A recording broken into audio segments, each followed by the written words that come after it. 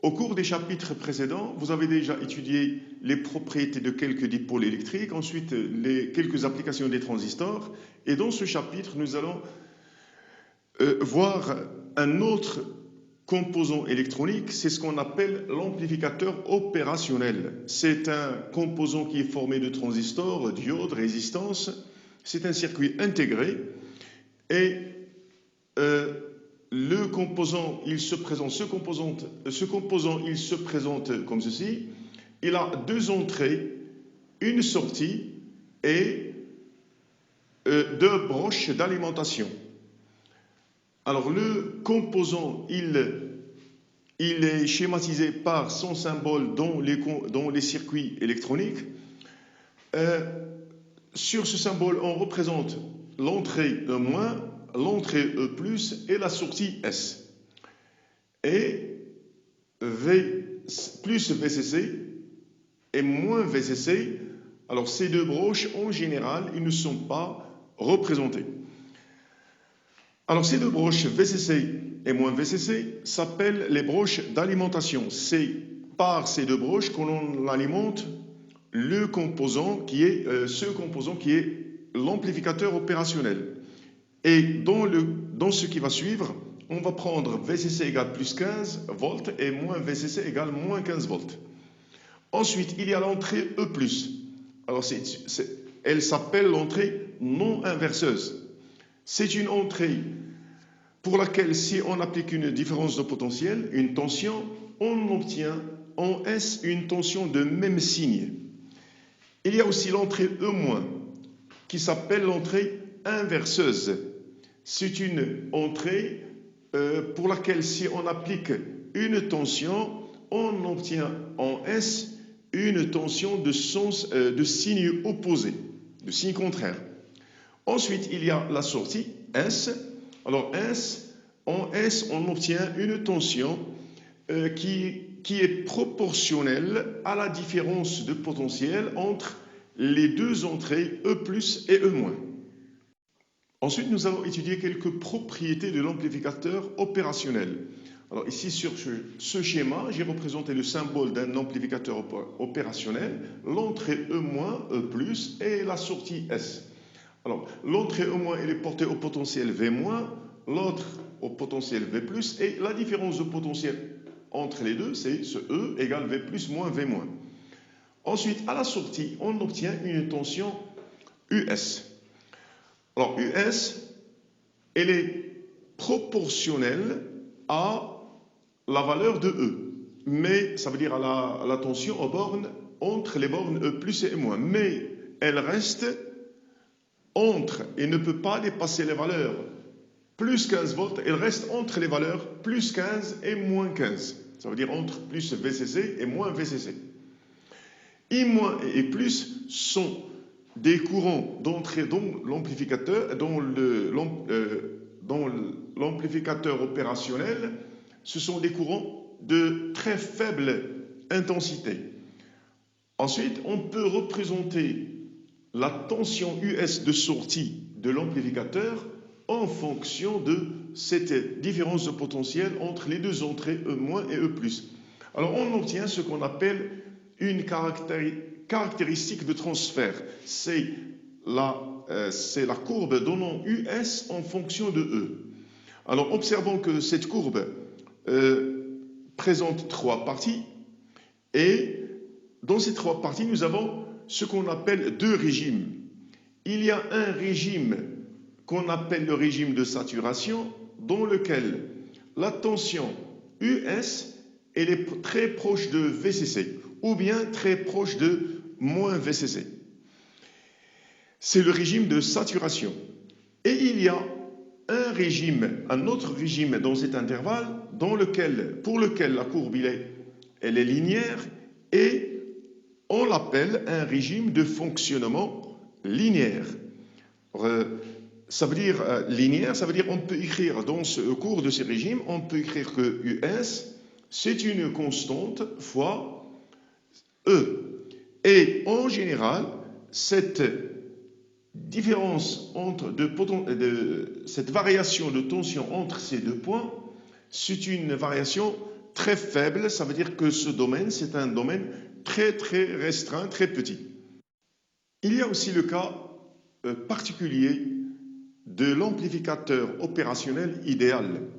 C'est un amplificateur pour lequel la résistance d'entrée est tellement forte, elle est très grande, pratiquement infinie, tellement grande que I- et plus les intensités de ce courant sont nulles. I plus égale I- égale 0. Quel que soit le montage dans lequel est inséré cet amplificateur et quel que soit le mode de fonctionnement. Aussi, la caractéristique de transfert, elle prend cette forme. Ça veut dire qu'elle ne présente qu'un seul régime, le régime non linéaire. Ça veut dire que la tension US, elle est soit égale à VCC lorsque E est supérieur à 0, soit égale à moins VCC lorsque E est négative. Ensuite, nous allons voir quelques applications d'un amplificateur opérationnel idéal. On va commencer par le montage amplificateur non inverseur. Alors voici ce montage dans lequel vous avez un amplificateur idéal. L'entrée E-, il est relié avec la sortie S par ce conducteur ohmique de résistance R2.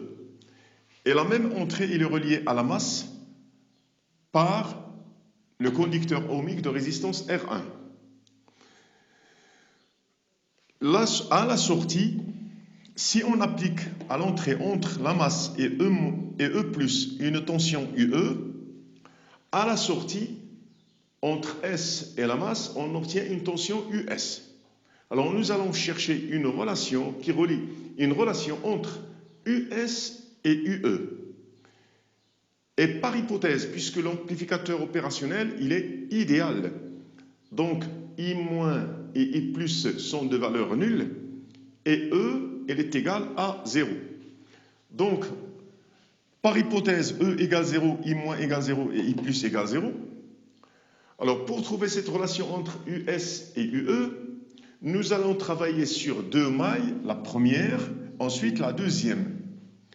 Alors, on va appliquer d'abord la loi des mailles. Sur la première maille, ça veut dire un circuit fermé, une boucle fermée. Alors, je vais partir de ce point. Voici comment j'applique la loi des mailles. Je pars de ce point et je reviens au même point. Les tensions que je trouve dirigées dans le même sens de ce circuit, je vais les compter positivement, plus U. Les autres qui sont opposés, je vais les compter négativement. Donc j'obtiens, je vais partir de ce point, UE, moins E, moins UR2, moins US égale 0. Alors c'est ce que j'ai écrit ici. Et j'obtiens UE, parce que E égale 0, par hypothèse, donc j'obtiens UE égale US plus UR2. Selon la loi d'Ohm, UR2,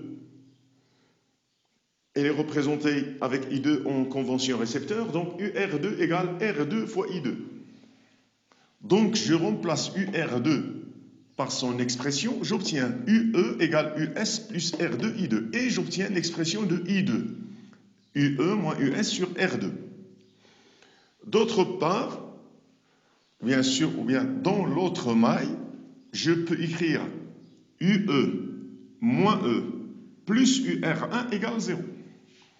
Donc, et puisque E égale 0, donc j'obtiens UE égale moins UR1. Et selon la loi d'Ohm, aux bornes de la résistance R1, UR1 égale R1 I1. Donc j'obtiens moins R1 I1. Donc j'obtiens enfin I1 égale UE sur moins UE sur R1. Ensuite, je vais appliquer la loi des nœuds. Et je vais considérer ce nœud. Alors ce nœud, la loi des nœuds s'applique ainsi. La somme des courants entrants dans ce nœud est égale à la somme des intensités des courants sortants. Alors dans ce nœud, le courant qui entre, c'est I1, et les courants qui sortent, ce sont I- et I2. Alors, selon cette loi, I1 égale I- plus I2. Et puisque par hypothèse, I- elle est nulle, donc j'obtiens I1 égale I2. Alors, je vais utiliser ces deux expressions et écrire I1 égale I2 en remplaçant chaque terme par son expression. Donc, j'obtiens moins UE sur R1 égale UE moins US sur R2. Je multiplie le tout par, maintenant, je vais chercher US. Je multiplie le tout par R2, j'obtiens moins R2 sur R1 fois UE est égal UE moins US.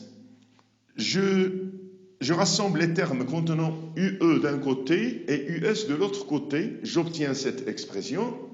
Je mets UE en facteur de 1 plus R2 sur R1. Donc US égale cette quantité fois U2. US c'est égal R1 plus R2 sur R1 fois UE. Alors on va poser que US c'est cette quantité fois UE. Alors cette quantité, on va la noter G. G égale R1 plus R2 sur R1.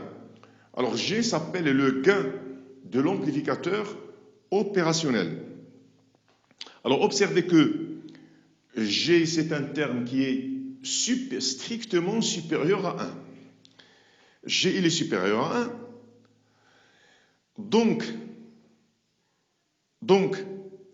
ça veut dire que d'abord c'est un terme qui est positif.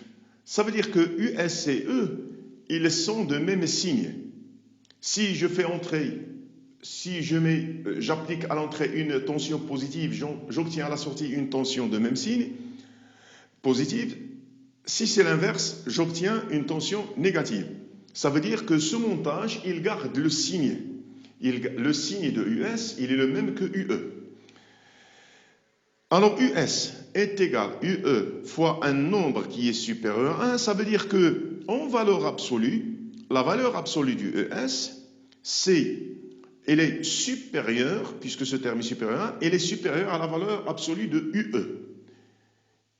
Donc, alors ce montage s'appelle un montage amplificateur non inverseur, ça veut dire qu'il amplifie la tension, mais garde le même signe. Un autre montage à amplificateur opérationnel, il s'appelle le montage suiveur. Il est obtenu avec un amplificateur opérationnel idéal. Il est obtenu en reliant l'entrée E- directement avec la sortie, avec un fil de résistance nulle. Et on fait entrer. Alors à l'entrée, on applique une tension UE pour obtenir une tension US.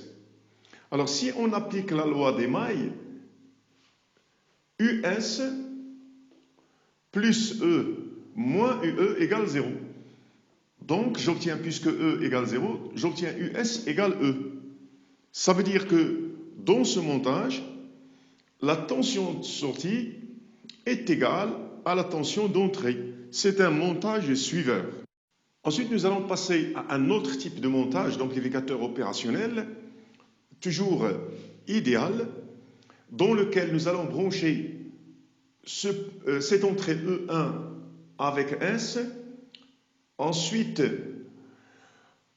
on va appliquer une tension d'entrée UE entre ce point et la masse, et on va avoir une tension de sortie US. L'amplificateur opérationnel, il est idéal, ça veut dire que E égale 0, I moins égale 0 et plus égale 0. Et puisque I moins égale 0, ça veut dire que I, ce courant, le courant passant dans la branche contenant R1, il est égal au courant passant dans la branche contenant R2. C'est pour cela que nous pouvons écrire ici I. Alors pour trouver cette relation US en fonction de UE, ça veut dire la tension d'entrée, de sortie en fonction de la tension d'entrée, on va travailler sur deux mailles. Voici la première et voici la deuxième. Alors la deuxième, Alors, prenons la première maille. Alors, je vais partir de ce point et je vais revenir au même point. Ça veut dire que je vais obtenir UE moins UR1 moins UR2 moins US égale 0. Alors, j'obtiens cette relation. Je déduis l'expression de US égale UE moins UR1 moins UR2, mais je vais remplacer en même temps UR1 et UR2 par leurs expressions R1I, R2I. Donc j'obtiens US égale UE moins R1 plus R2 facteur de I. Donc voici pour la première maille. Pour la deuxième, ça veut dire celle-ci. Alors j'obtiens US plus UR2 plus E égale 0. Alors voici cette relation. Puisque E égale 0, donc j'obtiens US égale moins UR2, ça veut dire moins R2I. Donc j'obtiens I égale moins US sur R2 et je remplace I dans cette relation par l'expression moins US sur R2. Ça veut dire que j'élimine l'intensité du courant entre les deux expressions de US. J'obtiens US égale UE moins R1 plus R2 fois ici moins US sur R2, ça veut dire que je dois enlever ce signe moins fois moins, c'est plus, et j'obtiens R1 plus R2 divisé par R2 fois US. Je vais mettre US de ce côté et laisser UE à droite, dans le membre de droite, US facteur de 1 moins cette quantité R1 plus R2 sur R2 égale UE. Donc, alors je simplifie cette expression, j'obtiens R2 moins R1 moins R2. Ça veut dire moins R1 sur R2 fois US égale UE. Donc j'obtiens US égale moins R2 sur R1 fois UE. Alors on va poser G égale moins R2 sur R1. Donc j'obtiens l'expression US égale G fois UE, le gain. Alors le gain ici c'est moins R2 sur R1, ça veut dire que c'est un nombre, d'abord c'est un nombre qui est négatif. Alors ceci va dépendre des valeurs de R1 et R2, la tension que l'on va obtenir à la sortie, elle dépend des valeurs données à R1 et R2. Alors si R1 est égal à R2, j'obtiens G égale à moins 1. Dans ce cas, US égale moins UE, ça veut dire que ce montage, il inverse le signe de la tension. Si on donne à l'entrée une tension, on obtient la même valeur, mais de signe opposé. US égale moins UE. Si R2 est supérieur à R1, ça veut dire que la valeur absolue de G, il est supérieur à 1. Et dans ce cas, le montage, c'est un amplificateur inverseur. Ça veut dire il